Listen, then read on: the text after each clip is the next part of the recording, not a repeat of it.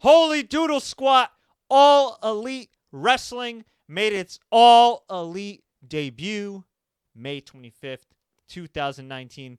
NGM Grand Garden Arena, Las Vegas, Nevada, and live worldwide on pay-per-view.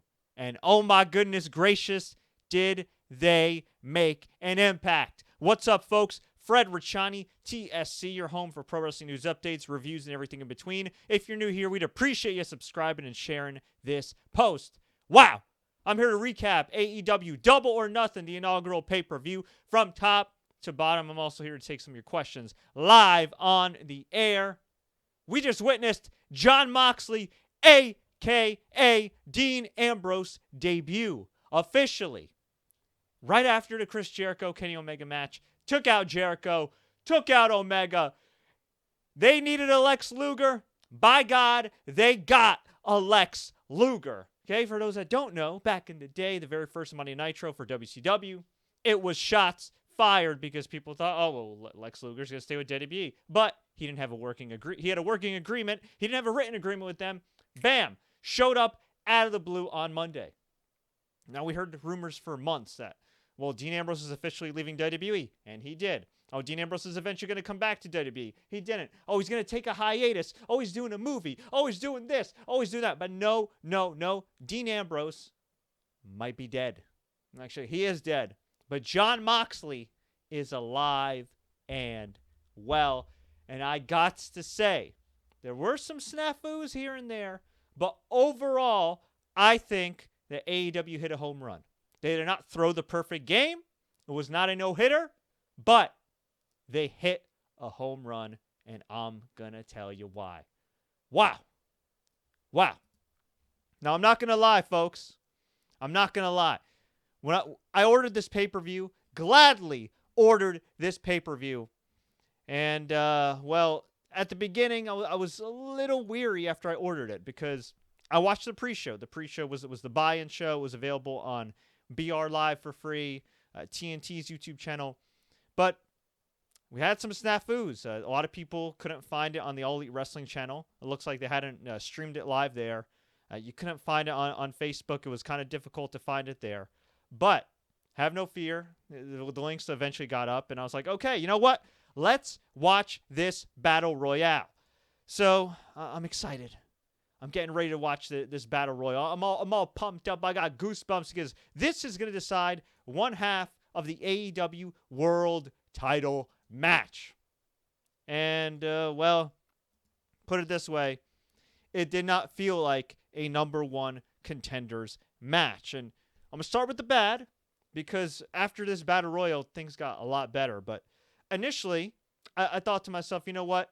This show is really catering to the audience that All Elite Wrestling, the Young Bucks, the Elite already have, as opposed to people that may be on the fence about buying the show. And it kind of had a bitter taste in my mouth a little bit. So let me get to the Battle Royal, and I'll just talk about it a little bit. So we had the Battle Royal. It was kind of some confusing rules. I guess, different decks of cards and everything. So you start out with groups of five. Or I guess groups of five. Yeah, groups of five. And then you had one more person who was like the Joker, the surprise. So we had 4 open slots here. We had MJF, Maxwell, Jacob Friedman, who's one of the great rising stars in pro wrestling today.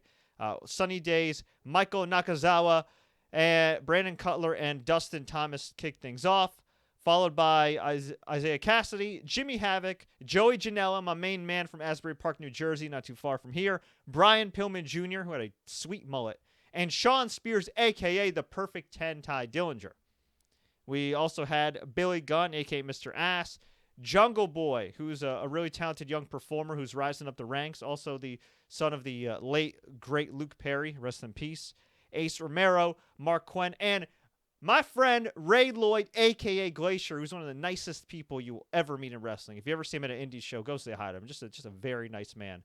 And then we had the last group, which had Marco Stunt, Sonny Kiss, who's from New Jersey and has performed in a lot of Jersey indies, so shout out to him, Tommy Dreamer, Orange Cassidy, who was actually a surprise, and Luchasaurus, who I wasn't familiar with, who was this big-ass dude with a weird lucha mask and tattoos, white guy, and at least he looked white, and just destroying people. And the Joker was Hangman Adam Page, who was selling his leg after an angle he did with Neville, a.k.a. Pac. Just to brush you guys up on what happened recently, Pac was scheduled to wrestle Hangman Adam Page. It was one of the highly anticipated matches of this card. Due to reportedly a creative issue, Pac did not make the show, and they did like a disqualification finish on another show in the UK, and that led to Hangman Adam Page not having a match, leading to him being in this Battle Royal. Personally, I think I'm sure there were some creative differences because Pac currently is a Dragon Gate champion, and I'm sure Dragon Gate doesn't want him to lose. And on top of that, I think, maybe there might have been a visa issue or two, just because a couple months back at WrestleCon, Pac was supposed to wrestle, and he had a visa issue and couldn't come to his country. So that may be it too. But either way, the right guy won at the end. It was Hangman Adam Page. But all throughout this match was just kind of a mess. A lot of comedy. A lot of guys that most people aren't familiar with. This worked for the crowd, who was very, very familiar with everybody here, or most people here. I think this worked for the people that watch Being the Elite every week on YouTube and follow the indies and read the Observer and everything else. But this match was just all over the place for me. I mean, really, really all over the place. And Excalibur at first sounded a bit nervous. The masked wrestler was on commentary. He was an accomplished performer, and Alex Marvez was like a few octaves lower than everybody else. So it was just kind of all over the place. I mean, you couldn't focus on one thing. I mean, Jimmy Havoc stapled freaking Joey Janela's head, and I think the camera missed that spot because there was so much going on. I believe the non-legged wrestler, his name is Dustin Thomas. He had a great showing while he lasted. I mean, he was freaking awesome. I think he actually eliminated, who did he eliminate? He eliminated Shawn Spears. He was really freaking good. He eliminated Shawn Spears, and that was pretty cool. And then he was immediately eliminated by MGF. That was probably the coolest moment for me to see, because it's just like, here's Dustin Thomas, a guy who was dealt a bad hand in life and gets this opportunity to showcase his skills. Freaking awesome. So anyway, let's fast forward. The final four were Luchasaurus, Hangman Page, Jimmy Havoc, and MJF. Hangman Adam Page eliminated Luchasaurus, thought he won, but MJF snuck up from behind, almost eliminated Page, but Page ended up eliminating him. And yeah, I mean, the final moments were pretty good. There were nice surprises like Shawn Spears and Tommy Dreamer and everything else. But if you're a first-time viewer of this product and you're familiar with some of the indie guys, but you don't really watch, Being the Elite, and you don't go to your local indie or follow PWG or even watch like MLW or anything, I mean, you were probably really confused. And I personally think that, one, they could have booked this better because the All-In Battle Royal was booked better, I think, as far as just flowing-wise. And two, I just feel like this match, which was like a half hour, would have been better served, maybe being a singles match, maybe being a little bit shorter, maybe not having as many things going on, maybe not having as many random characters, I think, because it was like, hey, there's Tommy Dreamer.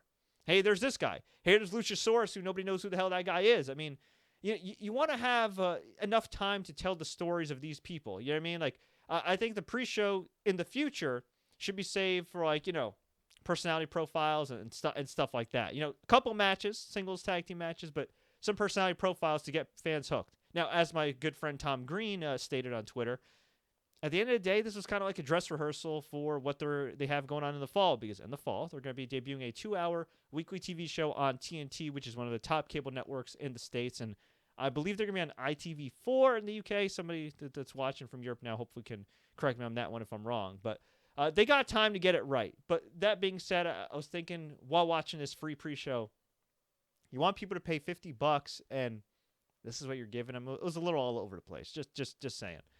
We had Kip Sabian versus Sammy Guevara. This was a pretty good match here. Kip Sabian got the win over Guevara.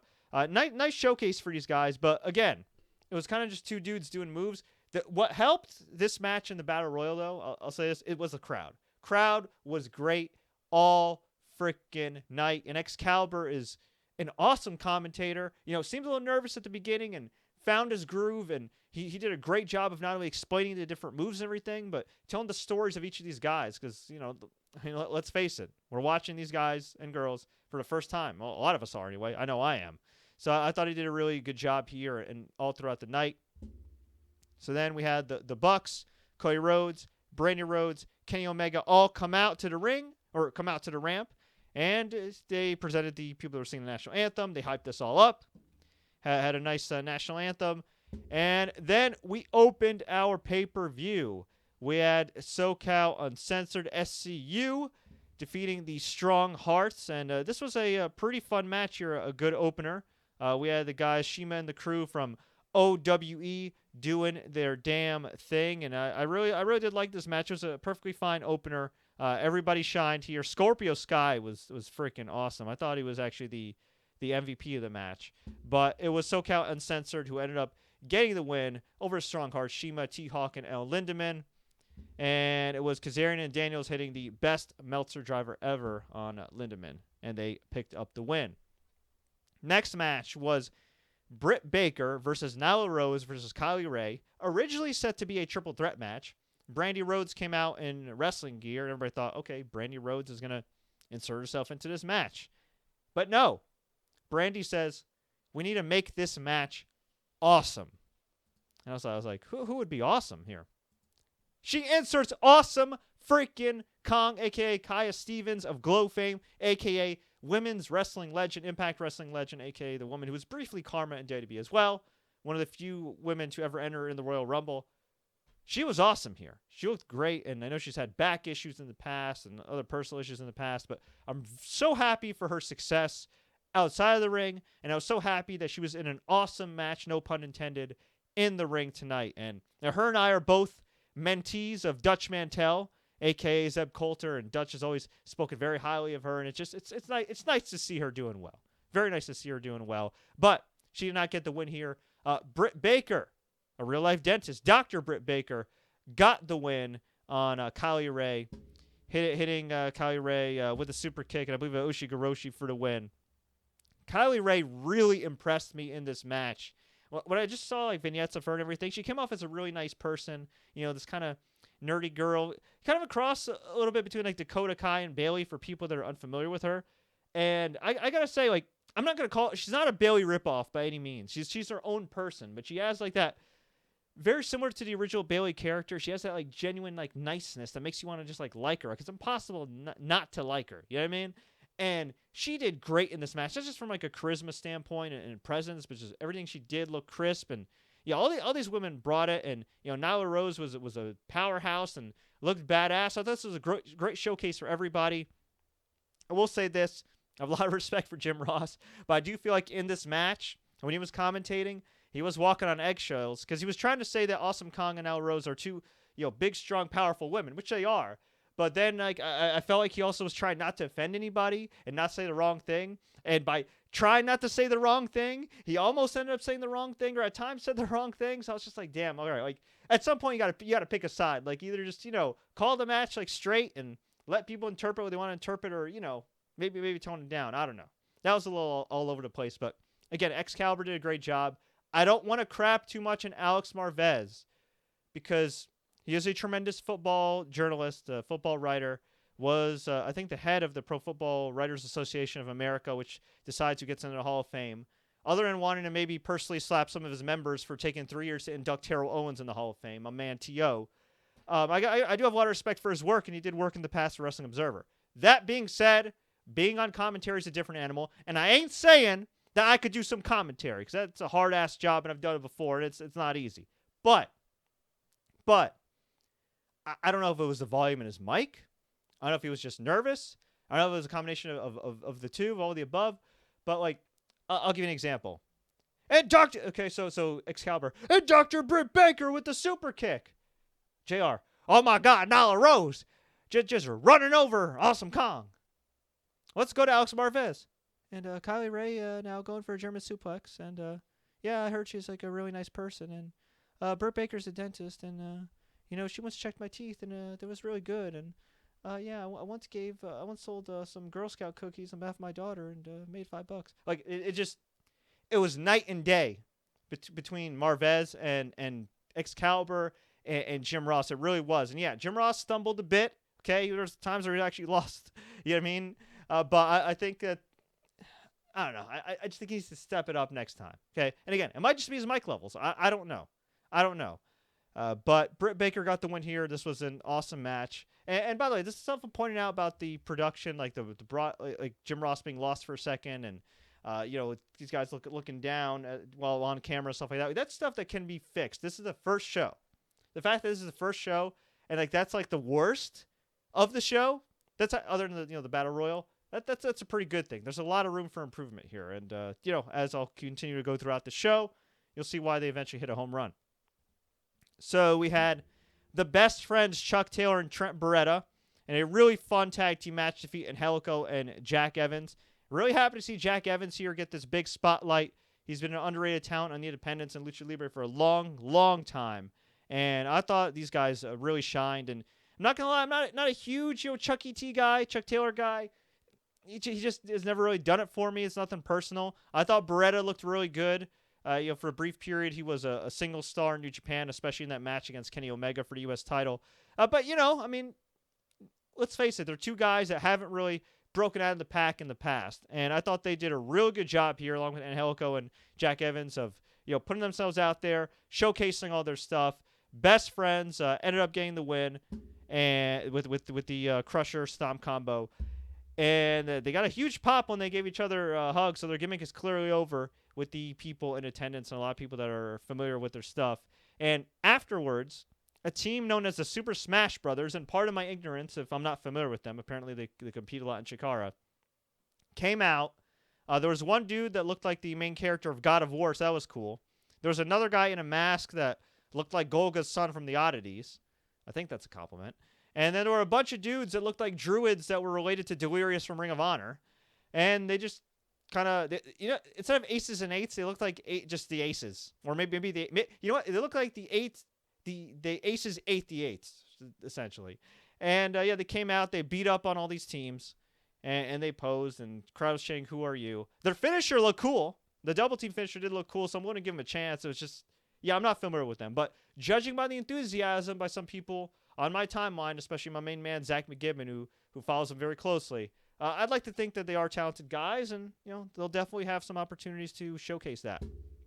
There were rumors going around on the Twitter machine that the women's 6-woman tag was canceled, which pissed me off because while I'm not a guy that avidly follows Joshi and Japanese women's wrestling and Stardom and all that jazz, I do keep up with it here and there, and I do read the Observer. And, if somebody tells me, hey, check out this person, check out that person, I will do that. But other than the legendary Aja Kong in this match, I wasn't familiar with anybody here. So I was hoping that this match was still on, and thankfully it was. And we had Hikaru Shida, Riho, and Ryu Mizunami defeat Aja Kong, Yuka Sakazaki, and Emi Sakura in an awesome match. I really enjoyed this match. I actually thought the two women's matches were the best matches up to this point. And what I loved about both the women's matches is that they weren't treated as afterthoughts. It wasn't one of those things where it's just like, look, this is historic, and this is the first time ever that it's a fatal four-way that takes place in Las Vegas and has a set and has pirate. Like Michael Cole and all these guys are trying to beat your head over it. Like, oh my God, this is historic. Look, we're allowing women to wrestle. Whoop-de-freaking-do. It's just, it's too much. It's too much. At some point, just let them be great athletes. Just treat them like the men, and just let them kick ass. And in both instances here, they absolutely did. And there was a great non-finish where Aja Kong thought she got the win, thought she got the pinfall, and the ref counted. The music hit, the bell rang, but it was 2. It was 2. And then she actually ended up getting the win. Actually, no, I'm sorry, not Aja Kong. I think it was Shida who got the win, who almost got the win. So Shida almost got the win for Kong's team, and then okay, no, Shida did get the win. I'm sorry. So yeah, there you go. She got the win. I'll eventually get them all right. But it was just a hell of a match. I was very impressed, and it definitely makes me want to seek out the matches of 5 of these 6 women. Again, I'm familiar with Aja Kong, but I definitely want to seek out these other women because they brought it tonight. But yeah. Overall, awesome match. We then had just maybe, and I think this was, the match of the night, maybe, just maybe, the match of the year. And I know that's saying a lot, okay, because I was there live for Kazuchika Okada versus Jay White, and that was one of the best matches I've ever seen live. And, I know New Japan's had a lot of great matches. I'm sure there's been great matches all around the world and independents. And, NXT had, the great Adam Cole and Johnny Gargano match. So I don't want to be a prisoner of the moment here, but this is definitely one of the best matches of the year, and a match that I think 10 years from now will hold up. And that is Cody Rhodes versus Dustin Rhodes. Rhodes versus Rhodes, brother versus brother. And no disrespect to the guys that do high flying and moonsaults and stuff like that, because I love that stuff too, when done right. But when I got to this point in the show, I just wanted a damn story. And I think the fans did too. And Cody Rhodes and Dustin Rhodes told a story. So Cody Rhodes comes out, has like this cape. He's dressed like royalty. There's a throne. For whatever reason, he doesn't sit on the throne. And then he he pauses before he gets in the ring. Brandi hands him a sledgehammer. Now, for those that watched the recent Game of Thrones, you'll recognize this scene, although this wasn't just a callback to Game of Thrones. This was a sledgehammer shot to the ego of Triple H. Cody Rhodes walked up to the throne, took that sledgehammer, and smashed the hell out of that throne, which magically exploded because, of course that happens in real life. And the crowd popped huge. That was fantastic symbolism. So Dustin Rhodes comes out with half his face painted red. These guys brawl, start things off slow. They brawl. I think it was Cody that exposed the turnbuckle, and poor Dustin cut himself so badly to the point where he was gushing blood. And I thought, hang on a second. Earl Hebner, referee, yo, man, get a towel. You don't have to pause the match, but just get a towel and wipe Dustin down, because it really looked like Dustin couldn't see. And he was losing a whole lot of blood. And we don't have a medical update at this time right now. I'll keep the Twitter machine open in case something pops up. But, my God, he was gushing blood. And I got a little nervous because I'm just like, oh, my God. These poor guys finally are having the match that they wanted to have in WWE. The match that WWE said was not big enough for WrestleMania, even though the crowd was going absolutely bonkers for this from the jump. And here's Dustin just bleeding and bleeding and bleeding. But kudos to him. Kudos to Cody. They got through it. They made it a part of the match. They didn't chant at Dustin, you still got it. They chanted, you never lost it. And this match got so good, so many counters, cross-roading each other. I believe Dustin hit a code red at one point. It was great. So many near falls. And Jim Ross, say we want about him and some of the other matches he called. He told a great story here. They talked about, what would Dusty say if he was here? Would he be enjoying this? And Jim Ross is like, I'd like to think that Dusty would be distraught. I'd like to think that the Dream would not want to see this. And they were calling it like a fight. And Jim Ross was like, this is not worth it. And Excalibur was saying too, like, this man's 50 years old.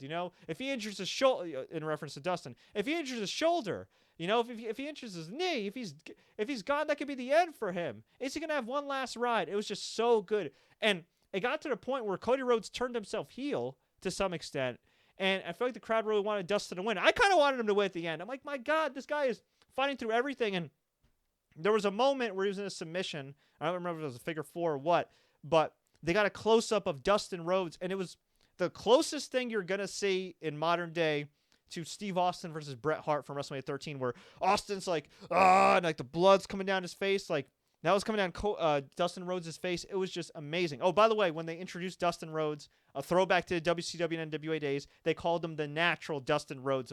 I got a total kick out of that. And also, too, the heels and baby faces entered in separate tunnels.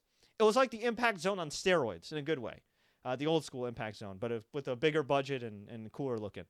So at the end, Cody Rhodes mercifully hit one more crossroads, got the pin. Afterwards, crowd gave everybody a standing ovation. Cody Rhodes got on the mic, and this is a beautiful moment that nearly brought me to tears. And he said that next month at the Fight for the Fallen, I think it's Fight for the Fallen, at AEW's next event, I have a tag team match against the best tag team in the world, the Young Bucks. And next, I don't need a friend. I don't need a partner. And he starts choking up and he goes, I need a brother. And they give each other a big hug. Crowd pops huge. They leave together. Just an absolutely beautiful moment. I mean, For real, man. And again, nothing against high flying and all that stuff because I love athleticism and all that jazz. But at the end of the day, okay, when it comes to some of the top programs in the business, no matter what company it is, fans need stories. Fans need some logic. Okay, these men didn't just tell a story. They put on a clinic, a psychological clinic. They took you on a roller coaster ride, and it was beautiful. It was beautiful. I don't know what else to say. It was beautiful. It didn't matter that this guy did a freaking 450 splash before. It didn't matter that, that one guy landed on his head and did this crazy crap. No. These guys told the story, and the story resonated, brother versus brother. Dustin being the last remnant of the Attitude Era, a forgotten era, an era that Cody wants forgotten. Two brothers who always fought for their father's affection, consider themselves the favorite son. I mean, it's just such a simple story, but beautifully told. And yeah, I guess we're getting Cody and Dustin against the Young Bucks, and this was just phenomenal. This was just absolutely, absolutely phenomenal. If you haven't seen this, I 110% recommend this match. It was great. It was great.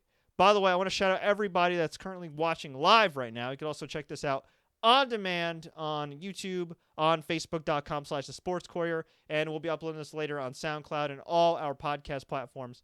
So thank you guys very much for that. Let's get to some comments here. Alan Wu. We crowned another champ tonight away from the ring. Congratulations to the Toronto Raptors. Yeah, that was crazy. The Raptors got to the NBA Finals the same night as Double or Nothing. That was nuts. Well, when two Canadians headlined Double or Nothing. Think of that. JD123, did Dean Ambrose debut? Yep, he debuted at the end of the Jericho versus Omega match. Faceman Buddha says, what up, Richani? Sup, my man? Excellent show. He said the Rhodes match, most emotion and best storytelling, and he actually liked the Lucha Brothers versus Young Bucks best. Bill Romanowski, is it the football player? Gold Dust match was better than anything at Mania this year. He was bleeding like a horse. Charles Sober Jr. says, what the hell, Moxley showed up? I was screaming. King NB4 says, such a great pay-per-view. WWE better worry about the future. Okay, Noah says, Sheeta versus Awesome Kong from last year was a bloody epic. Oh, man, I'm going to have to check that out then. By the way, if y'all are familiar with all involved in the Joshi match, please feel free to tweet me, comment some links, send me some YouTube links, Daily Motion links, or some links to whatever streaming service they're on. I would love to check them out and support them because they totally impressed me tonight. And by the way, the fact that we had Yoshima's team, the fact that we had women from so many different backgrounds, and the Joshi match and everything else, I loved it. Variety is great, and when you get variety that's actually good and delivers in the ring, even better. And up to this point with Cody Rhodes and Dustin Rhodes, I gotta say, I saw a tweet and I don't remember who said it, but and actually a few people said this on Twitter. This reminded him of a WCW late 96, 97 pay-per-view, but a good one. And I'll tell you why, because WCW these days kind of has a negative connotation. When WCW was at its peak or starting to peak, what I loved as a kid, okay, who didn't read The Observer, who the only thing we read was maybe some PWI, Pro Wrestling Illustrated magazines that were all kayfabe and in the supermarket while mom was shopping and everything. What I loved is learning about all these different stars, these guys from China, these guys from Japan, these athletic women, and just there's so much variety. I can only imagine. I don't know how many kids actually watched this show. This show wasn't obviously that much geared towards kids, but I can imagine when come TNT time, if they continue this approach where they have variety, but good variety and a mix of athleticism and great storytelling, that who knows? It could inspire another generation of wrestling fans like myself back in the day with WCW. When I saw Rey Mysterio, when I saw Dean Malenko, when I was growing up, I loved Sting. I loved Bill Goldberg. I loved the NWO, but I also gained so much respect, even at a young age in elementary school, for the likes of Dean Malenko, for Juventud Guerrera, for Psychosis, for all those guys. Hell, I even liked Lash LaRue. The Filthy Animals, Billy Kidman. That time period was just so special, and it was just such a stacked roster. And I did get vibes following that Rhodes versus Rhodes match. And man, this company has that kind of potential, at least from a talent and storytelling standpoint. Who the hell knows what happens with the economy and WWE trying to intervene, now that they have real competition, but I was getting those vibes, man. It was beautiful. It was absolutely freaking beautiful. Whew. Man, like that was emotional. That was great. We had Jack Whitehall introduce a legend who was presenting the AEW World title to showcase it for fans worldwide.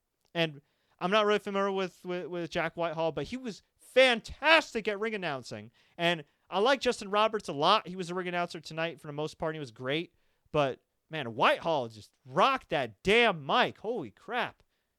And to my surprise, and I screamed at my TV when I heard this, he introduces the best there is, the best there was, the best there ever will be, Bret Hitman Hart. And I'm like, Bret Hart?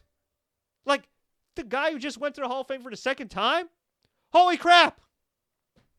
So Bret Hart comes out, introduces Hangman Adam Page, hypes up the AEW World title. He flubbed his words a little bit, and the poor guy was like finding it really hard to walk to the ring, but let's give him credit. I mean, listen, he got speared by some crazy mofo just a couple months ago. He's a stroke survivor, and he's over the age of 60. So God bless him for being able to move as well as he does, and I think he still looks good for his age. And I'll say this: the crowd was incredibly respectful, because some other crowds, you would have had some pricks in the audience go, you effed up, and blah, blah, blah. But no. He flubbed his words. He's like, sorry, guys, it's been a while. And the crowd cheered for him. They were incredibly respectful of Bret Hart, and that's great. Respect your legends, kids. So Hangman Page comes out, and then MJF, Maxwell Jacob Friedman, comes out, dissing everybody. And I can't do this promo justice. I encourage you guys to seek it out. But essentially, he said he deserves to be in the AEW World title match. He's the real best there is, best there was, best there will be. And then he craps on Bret Hart afterwards. Says no. We need a new catchphrase. And he was so good on the mic here that Bret Hart couldn't help but crack up. I mean, it was like a huge grin. I mean, Bret Hart broke character. It was awesome. And that was all the endorsement NJF needed. When you could crack Bret Hart on live TV, I mean, you got something. And I got to tell you, this kid has something, because not only does he look good, he wrestles well, he doesn't take a lot of stupid risks. He doesn't need to. And he is phenomenal on the mic. I mean, he really is. And yeah, at first glance, you might say, okay, this guy looks like the love child of The Miz and Alberto Del Rio. But let me tell you something, okay? He's better at 23, I think he's 23, than The Miz ever was. I don't even know if The Miz was wrestling at 23. And on top, and I love Miz. And on top of that, he's already a better Alberto Del Rio than Alberto Del Rio, if you even want to compare the two. And Alberto's a hell of a worker himself. But and MJF obviously has a long way to go as far as getting better in the ring. But for where he's at 23 or 24, whatever he is, early mid-20s, I mean, the kid absolutely has something. So don't let looks deceive you if you've only seen him online in short clips. He hit a home run with this promo. And afterwards, Jungle Boy, Jimmy Havoc, and others in the Battle Royal attacked him. Hangman Adam Page took him out. Bret Hart posed with the belt and raised it up in the air. And yeah, great segment. This is how you use a legend. You have him come out. You know what it was? It was the Antichrist of the 24/7 title introduction with Mick Foley. Poor Mick Foley. This guy literally broke his damn back for WWE and Vince McMahon. Literally. Damn near killed himself, okay? Yeah, he got paid, but the damage he's done to his body and his freaking brain cells can never be repaired. And they wheel out this poor guy. First, he was the GM and got berated every single week by Stephanie McMahon. He's on hiatus for a while. You finally bring him back after like a year or two, and you have him out there introducing that ugly ass 24/7 championship. Are you kidding me? Meanwhile, AEW has Bret Hart introduce this beautiful, gorgeous, big belt. I think it's a little bit bigger than the IWGP title belt, and I thought it looked beautiful. So he introduced that belt, put it over huge. You had a couple young guys in the mix of Hangman Page and MJF and Jungle Boy. They all got the rub. They all got the shine from the legend Bret Hart. And yeah, home run of a segment, man. This was awesome.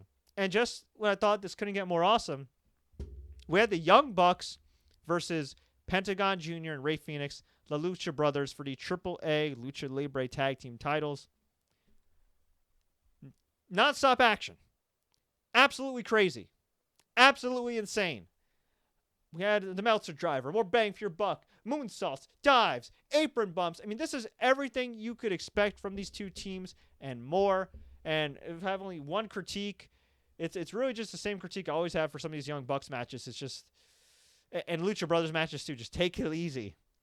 I know it's high risk, high reward, but, you know, as somebody that genuinely cares for these wrestlers and wants to see them live happy lives and healthy lives, you know, just take it a little easy. But this match was great, and Nick and Matt hit the Meltzer driver to retain the tag team titles, which was a bit of a surprise to me because I thought the Lucha Brothers would pick them back up. But, hey, I guess there's always time for a rematch. And, my God, a part of me wants to see a rematch, a part of me doesn't for the sake of their health. But, you know, these guys always bring it, and you can never say that these four men don't give it 110% every night in, and my God, they were great.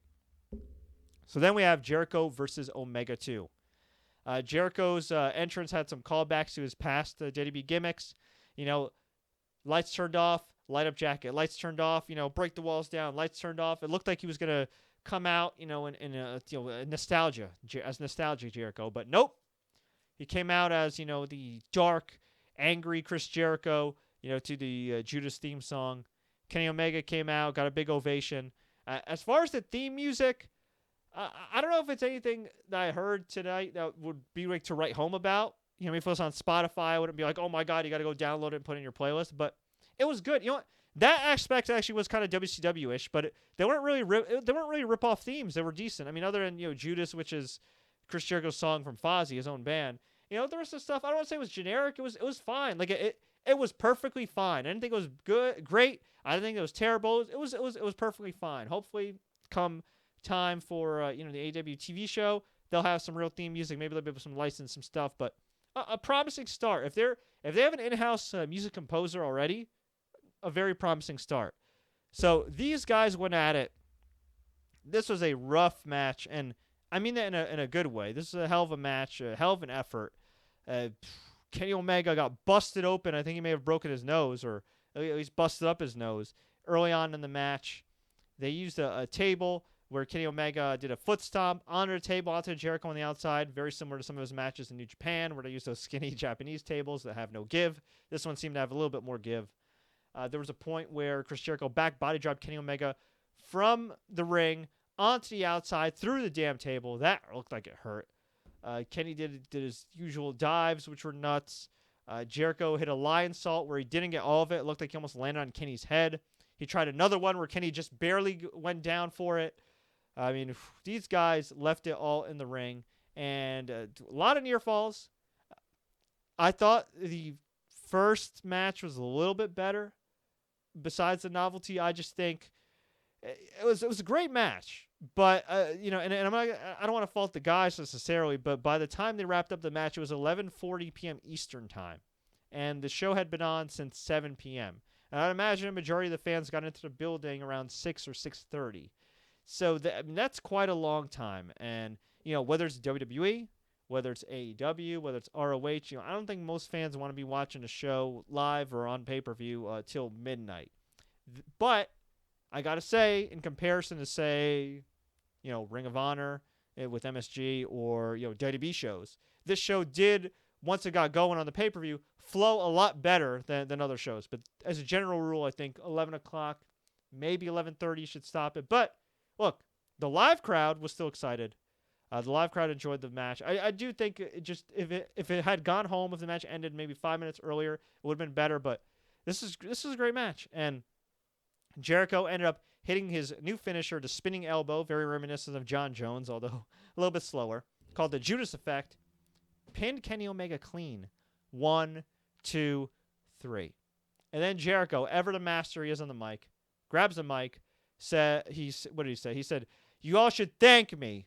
Okay? And I told everybody when I beat Kenny Omega, and by the skin of my teeth I did, and I love the fact that he actually slightly, subtly put over Kenny Omega, which is great, okay? You don't want to crap on the guy you just beat, because if you crap on him, who'd you really beat, huh? You mean, you want to put over your opponent.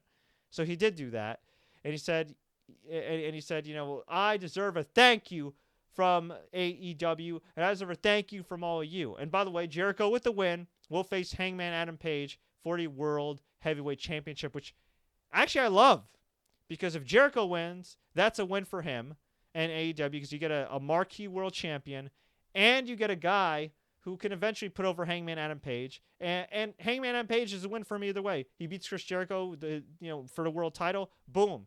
Immediately you make a star. If he loses to Chris Jericho but barely loses to him and he looks great in a losing effort, you have a story there, and you can build him up over the course of 3 to 6 months to eventually win the world title and give that young babyface some adversity to overcome, eventually becoming a true main eventer.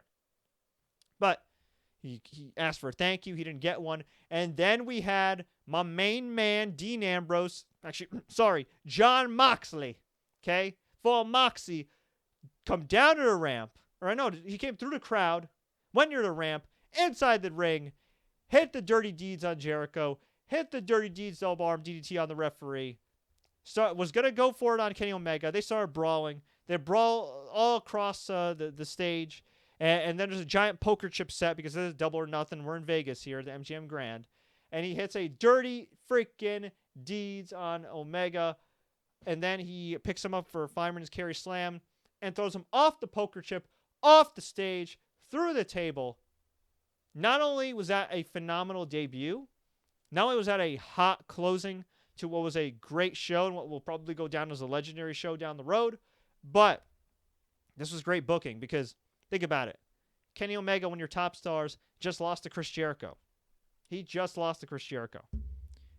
But he's immediately programmed with the hot, debuting, former WWE main eventer, former WWE champion, Dean frickin' Ambrose, Jon effing Moxley. I thought that was brilliant. The only, I want to say setback, the only issue I could see occurring here is the following. Jon Moxley, coming in, should not lose right away. At the same time, Kenny Omega is going to be a completely new face to a whole lot of wrestling fans or potential wrestling fans or lapsed wrestling fans looking to get back into it come this fall on TNT. And you don't necessarily want to beat Kenny Omega as well. That being said, Kenny Omega is a fantastic professional wrestler. And very much so like Chris Jericho, win, lose, or draw, he always finds a way to keep himself relevant. So, if this were WWE, I'd be worried because, Kenny Omega could lose to Dean Ambrose and he might lose again for another 6 months. Or at least lose big matches here and there to the point where he doesn't mean anything anymore. But since this is All Elite Wrestling, since Kenny Omega is one of the VPs, since very clearly these wrestlers have creative freedom, and luckily for us, it looks like the creative freedom that they do have is in good taste and in the best interest of us, at least for now, I think we'll be all right. So overall, before I get to some of the remaining comments and questions here, massive, massive thumbs up. For real. And I just, again, back to my original criticism, I hope that the pre-show down the road, the buy-in show, can mirror the pay-per-view more. In other words, give me that excitement. Give me some of that storytelling. I know you only got an hour, okay, but I'd rather have one match and a bunch of video packages getting me excited than to have a battle royal with a bunch of comedy and BS where you really don't know who anybody is because, you're a new fan or you're not familiar with some of these guys, and you essentially try to cram 10 pounds of crap in a 5-pound bag. But hey, they redeemed themselves in spades. I'm not a gambler, but whatever. It's Double or Nothing. In spades by the end. And yeah, phenomenal effort. And as far as what they can improve on, well, Jim Ross, I think, will eventually learn some more of these guys' names and kind of get better as far as, being familiar with them. Excalibur's already really good. And I think he's only getting more comfortable.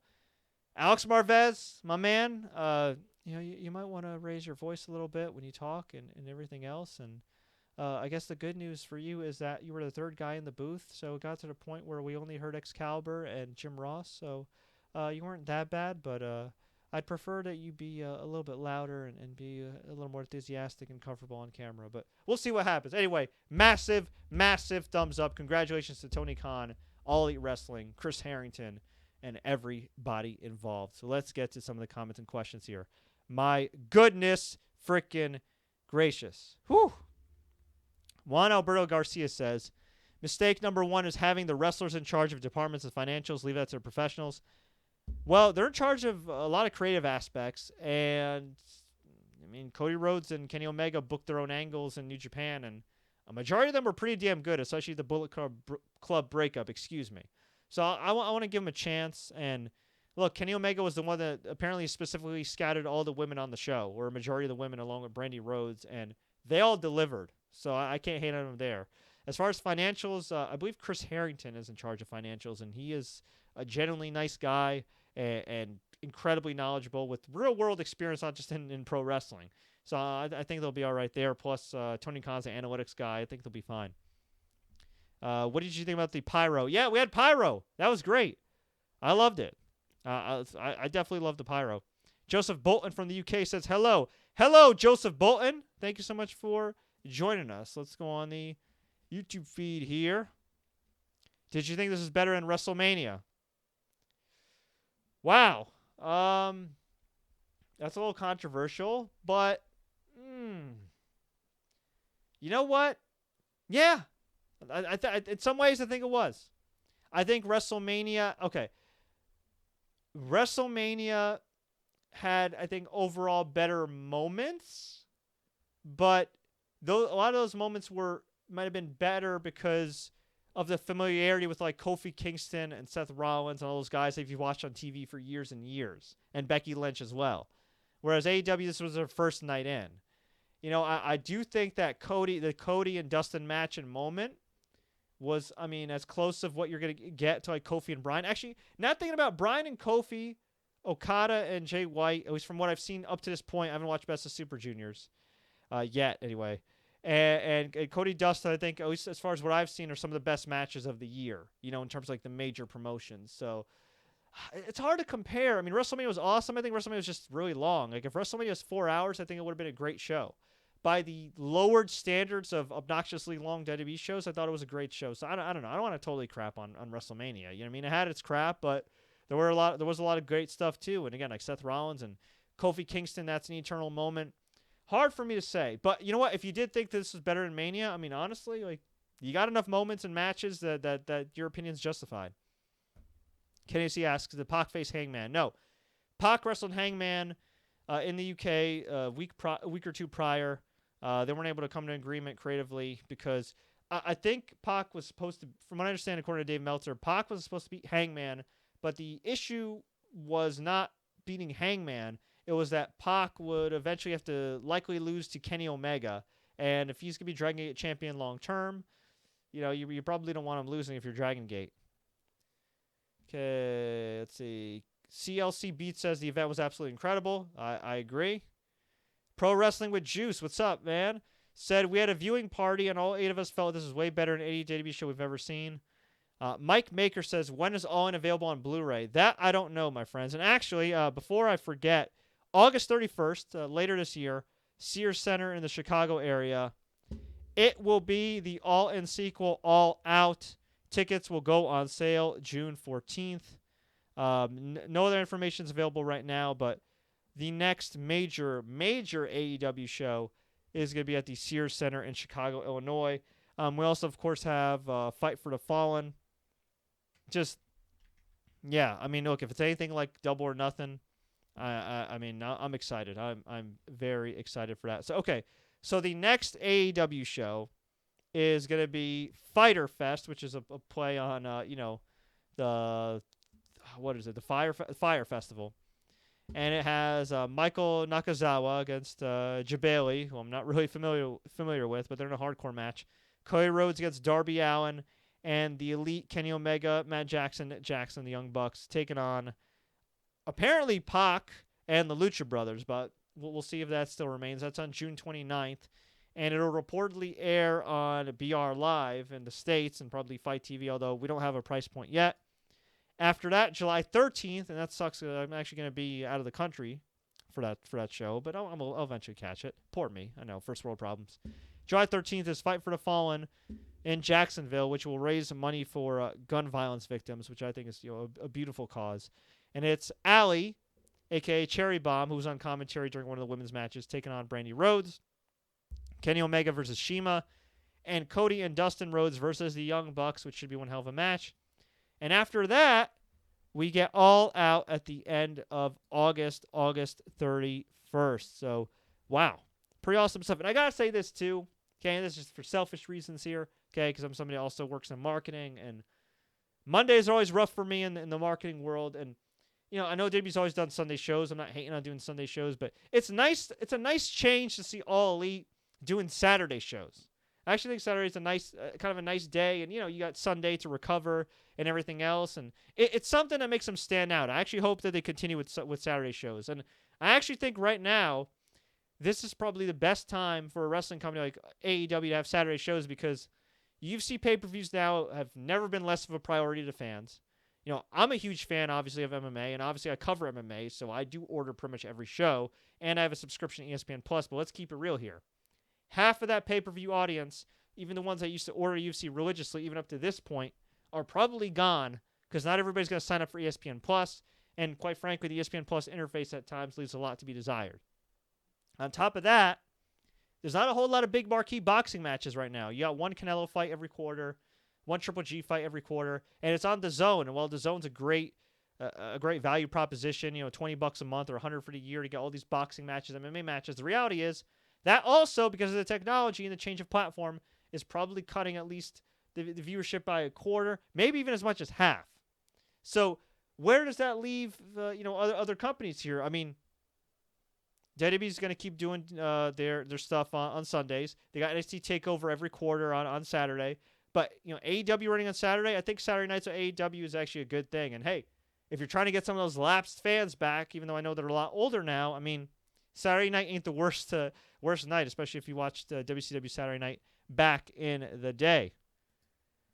All right, Rod Jackson asks, how will they use Jon Moxley in the next year? That's a good question, my man. I'm not Cody Rhodes. I wouldn't know. But so far, so good, and I don't think he'd be going to AEW if it wasn't for two things, as Jim Ross would say, cash and creative. And I think he got a lot of cash, and I think he's going to get a whole lot of creative freedom. Rosario Kakusa says, hello, old friend. It was a great show. Yeah, I totally agree, my friend. Just an overall excellent show. We'll get to a few more comments, and I'm going to head on out of here. Okay, Dustin Rhodes tweeted, I'm okay. God bless y'all. And from my heart of hearts, the greatest night of my life. Wow. That's saying something for a vet like Dustin Rhodes, who's literally seen it all. From being a part of WCW, NWA, WWE, the Attitude Era, Post-Attitude Era, TNA, all the ups and downs this guy has had in his life, and to have that moment with his brother, man, that's beautiful. I don't want to cry. This is just beautiful. I'm sorry. I love a great story. I love a great story. Anyway, folks, I'm going to get on out of here, but I want to sincerely thank you for watching. I want to sincerely thank you for listening. If you're brand new here, I would encourage you guys to subscribe, because not only do we do live recaps like this, but we also do exclusive interviews with the likes of Booker T, Bob Backlund, Mark Henry, Diamond Dallas Page, who actually appeared on the show. Forgot to mention he carried Brandi Rhodes out of the ring and away from the ring during the Cody-Dustin match because she interfered and actually speared Dustin at one point, which was crazy. We have a lot of reviews as well, especially game reviews of NBA Live and Madden. You name it, we got it. So if you haven't already subscribed, if you haven't shared this with all your friends, if you haven't enabled notifications, please do. I guarantee you won't regret it, and it's completely free. Until then, thank you so much for watching with me. This was a great night for professional wrestling. Thank you, All Elite Wrestling. I wish y'all the very best. And as always, everybody, have a good night and enjoy the matches.